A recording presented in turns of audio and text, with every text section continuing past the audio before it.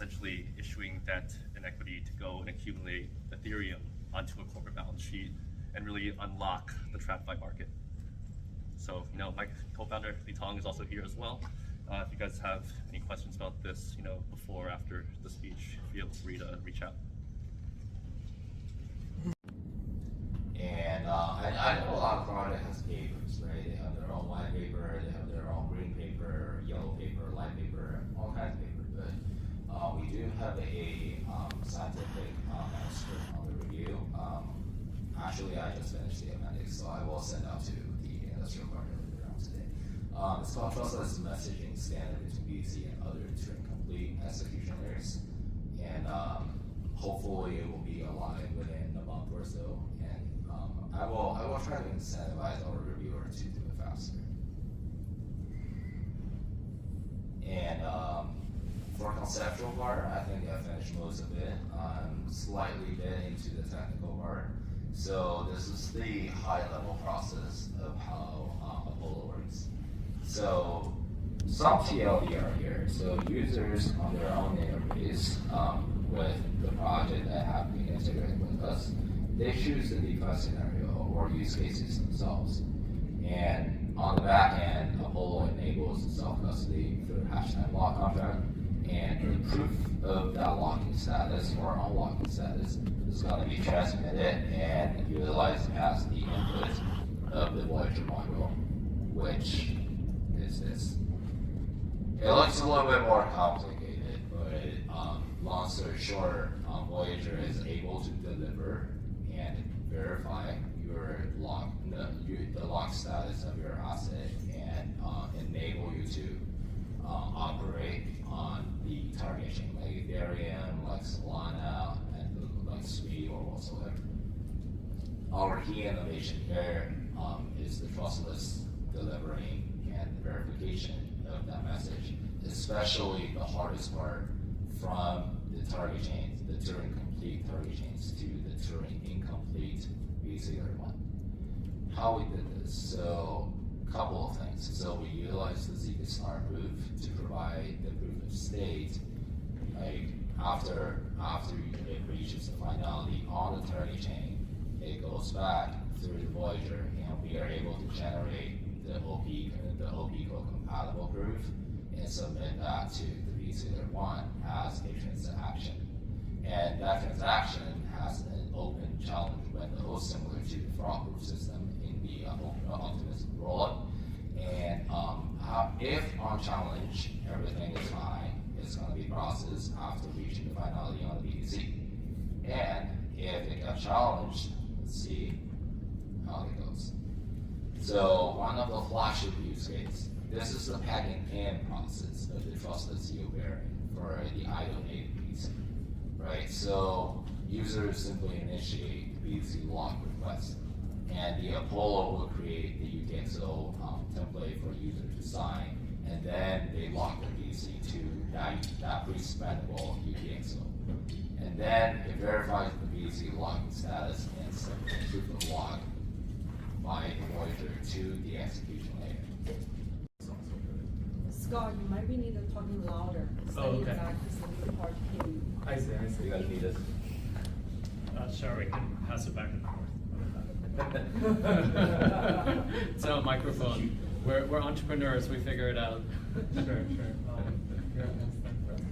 Okay, maybe I can start first my opinion on this, and maybe I can just have chat here. So I do feel like the Gen AI actually bring tons of things new here.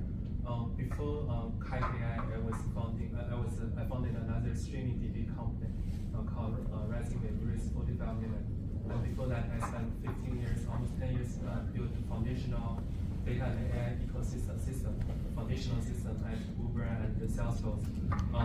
At Uber, I managed a team from myself I grew a team from myself to 200 full-time employees. Like two AI product, machine learning product we built is almost like each of them is very simple AI product, but it's like easily 2 million to 10 million. For example, one of the product we built is collision detection. Like if I take an Uber now from here to the airport, and then if there's any collision, they will call me and they will call 911 immediately. And then this product took 5 engineers. You need a data scientist, you need data engineer to massaging data, you need trips data, you need GPS data, all this acceleration data, and then you need like a data scientist to build model, you need a software engineer to deploy model, machine engineer to deploy model. In this case, it took like 5 engineers a year and a half to build. So it easily cost 5 minutes in this case. Another scenario, similar thing, like for example, another use case we built in our big team is that this fraud detection. This is like a safety-related fraud. If you're a rider in like most business route in Brazil, you're calling an Uber at 2 a.m. and your first-time rider using cash, most likely Uber will reject you. Actually, I heard from the INE Foundation CEO earlier this week, like they have tons of problem in India about same issue. Like the cash rider, first-time rider cannot find the Uber ride. They complain, he complained to me personally about this issue. That's actually a product we built in 2019 in this case. The same situation, you need $5 million, 5 engineers, a year and a half to deploy in production, and still a console issue. Like maintenance is probably bigger in this case. I think what Gen AI bring is bring the cost down. So instead of like this very simple thing, each costs 2 million to 10 million to deploy, like you can use the Gen AI to build a very simple foundational model. You can spend $100 as an AI engineer, build some end-to-end agent use case and try to deploy. Because instead of build everything from scratch, now you have a very smart foundational model help you to figure out what's going on. Like they have some general intelligence here. Still, the biggest problem is that accuracy is not good enough. You probably, depend on what use case you're building. Most of them, if you, for example, one of the use cases, one of my colleague friend built is that search in Yelp, like search use Gen AI to search related stuff in Yelp. The accuracy is still only 90 to 92%, but it's much better than before because instead of spending millions of dollars to build a very small model, now you can just use a pipeline, use engineering work, build like something workable in less than 2 weeks, and then maybe spend less than $100. That's a fundamental change. I think the Gen AI bring. In terms of that's why I think if I'm thinking about AGI technology breakthrough, it's never actually linear. It's like a gradually then suddenly. In this case, like for example, this year I focus on autonomous driving has a great breakthrough because again, one of my classmates is in the NEBRA robotic research lab. From what they observed, he told me that previously the autonomous driving have perception model to like a very foundational model in the planning. Nowadays they just have end-to-end foundational model. Like the precision is actually going up. Precision is go up actually very quickly. So I think this year could be like a fundamental change here for robotic and related thing, and that's actually what Gen AI play. Working towards the AGI. Yeah, that's some chart. That's a pretty awesome overview. Thanks for sharing that. I think for me, I'll keep it just very simple in the way I think about it. So first, it depends on what our definition of AGI is. So if I use a definition of this is an AI agent that has the intelligence of 3 standard deviations above the mean of human beings, and when presented with new circumstances, that agent can adapt to new circumstances and kind of learn and figure out how to act in a specific new circumstance. If that's our definition of AGI, then 2 things can happen. One is we basically just have a ton of agents that run around and do stuff for us. So instead of like waking up in the morning and saying, okay, I need to use this bridge, or I'm so excited about using this bridge, nobody says that, by the way. Bridges are terrible to use at big honeypots and so on. And the agent will just figure all of that out for us. You basically just say, here's the job that I need to get done, and then the agent will figure out how to get that job done, ideally at the lowest cost with the fastest execution speed. So that's kind of one vision, very simple, of what the future might look like with this other vision of AGI. The second, I think where a more profound shift can happen, can AGI or a team of AGI agents actually figure something out like Vishwa, for example? Are we going to get to a level of intelligence where these groups of agents will start doing work that only humans could do before? Building something like Vishwa, as you saw, very technical, requires a lot of deep thinking, requires a lot of creativity, requires a way of going beyond what not just the obstacles are, but the limitations of Bitcoin. And so then the question is, if they can, like, what would the solution look like? Would the solutions be very similar, or would they try like 100, maybe 1,000 different versions, and then see one of the 1,000 that's actually the best version? So I think we're going to enter a brave new world if that actually becomes the case. The key question is, there's this huge promise, when will that actually happen? When will we actually say, like, definitely now AGI has happened, and we can go towards that vision? So keep it simple from that perspective. Yeah, so that's a really good question. Like, what's really AGI here? I think from what I saw, currently, again, AI change every 3 months or every 6 months. I don't want to focus in the future. I'm not an expert. I'm not the expert who focuses like the future in this case. But I think what currently proof working really well is this reinforced learning proof working really well. Like, for example, OpenAI has this long problem that user just send a clock image and to recognize what's the type in the clock. And then if you couldn't solve it very well, then you apply console reinforced learning to just solve this particular use case. It solves actually pretty well if you upload the image clock to it, and it's probably working very well. And also the recent reasoning model from DeepSeek R1 and all this is a proof that reinforced learning is much better. Also with Manus, they apply console reinforced learning. It used to be like a fake console data to pre-training, then supervised fine-tuning and some reinforced learning, but it now proves that reinforced learning works really well.